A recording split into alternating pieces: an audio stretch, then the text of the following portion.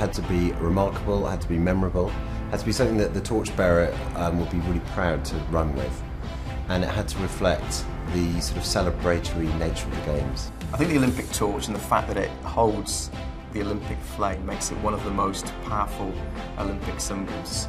It kind of represents the Olympic spirit, the eternal Olympic values. And when we think of the Games, often you can get focused on athletes winning gold medals, but it's about much more than that. It is about a set of values, it's about inspiring everybody, it's about connecting everybody with the values behind the Olympic movement.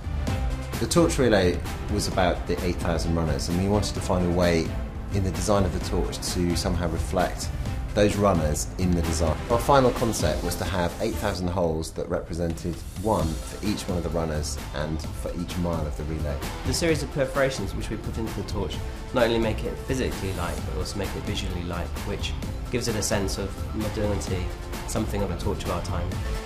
But one of the challenges, we didn't want something which was going to conduct the heat from the top, from the flame down to the torch bearer's hand.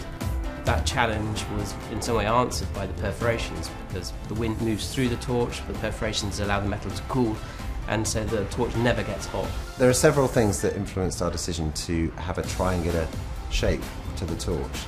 The first thing is the Olympic motto, which is faster, higher, stronger.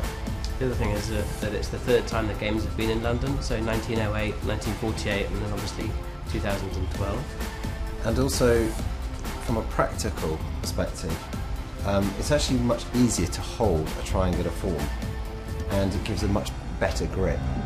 The age group we were given was 12 to 24, so a lot of the runners were small and wouldn't be able to physically run with a heavy object. One of the things we wanted to do was to create a very simple design, and ideally using one material from top to bottom. And a material that is strong and lightweight is aluminium. With all our projects, we work very closely with the manufacturer and their engineers, and there's no exception on this project, where we're working very closely with Tecasim, who are the engineers, and Premier, who are manufacturing the torch. It's going to be really exciting when the relay actually starts and we see people running with the torch.